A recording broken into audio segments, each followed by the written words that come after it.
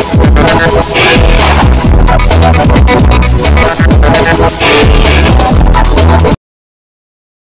Malhar news चॅनलच्या सर्व प्रेक्षकांना सपना चौधरीचा नमस्कार।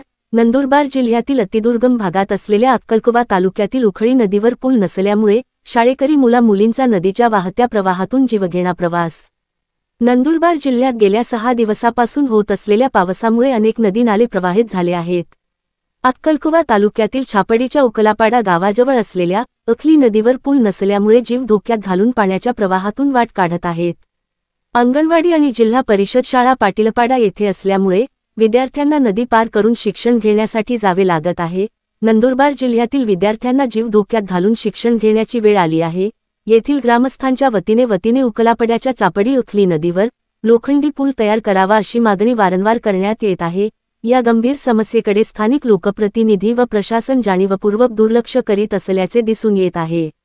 लोखंडी पूल नसल्यामुळे विद्यार्थी आणि गावकऱ्यांना जीवघेणा प्रवास करावा लागत आहे। सपना चौधरी, जय मल्हार न्यूज, नंदुरबार।